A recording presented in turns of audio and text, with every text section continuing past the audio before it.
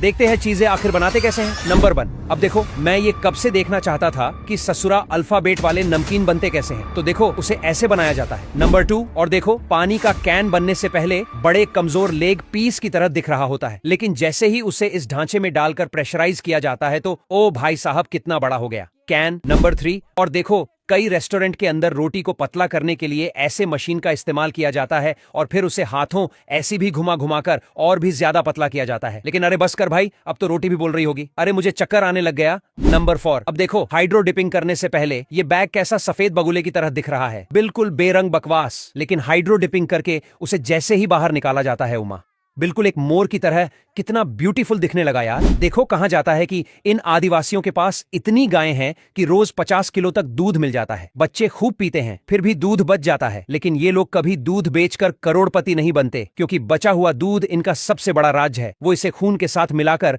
रात भर जमीन में गाड़ देते हैं और सुबह निकलता है ऐसा नशा जो इन्हें सीधे चांद दिखा देता है। देखो यहाँ लोग जिस चीज को घसीट रहे हैं, असल में ये कोई पत्थर या मांस का टुकड़ा नहीं, बल्कि ये है कच्चे रबर के सेफ। जी हाँ, वही रबर जिसे पेड़ों से नेचुरली इकट्ठा किया जाता है। जब रबर के पेड़ 6 से 7 साल के हो जाते हैं तो उन पर काफी सावधानी से एक ऐसा चीरा लगाया जाता है ताकि पेड़ों को कोई नुकसान ना हो। अब जैसे ही रबर की बूंदें टपकती है तो उन्हें छोटी छोटी बोल में एकत्र कर लिया जाता है। जमने के बाद यही रबर कुछ इस प्रकार की सीड्स का रूप ले लेता है। देखो आखिर ये कौन सा तरीका है बांस के टुकड़ों में कच्चे चावल पकाने का। जहां नॉर्मली हम आप चावल को किसी बर्तन या पोट में पकाते हैं, वही थाईलैंड के किसान पहले कच्चे चावल को दूध के साथ बांस के इन छोटे खोखले ट्यूब में डालते हैं और तेज जलती आग के पास रखकर उन्हें काफी समय तक गोल गोल घुमाकर उन पर पानी का छिड़काव करते हैं। अब पकने के बाद यही चावल एक मीठे और हल्की बांस की खुशबूदार डिश में बदल जाते हैं, जिसे कई त्योहारों पर बड़े शौक से खाया जाता है। देखो अगर आप ट्रेन में सफर करते हो तो यहाँ भूलकर भी खड़े मत होना, क्योंकि ये ट्रेन के 2 बोगियों को कनेक्ट करने वाला पार्ट है। ट्रेन चलते समय ये बेहद ज्यादा हिलता है और अगर किसी की गलती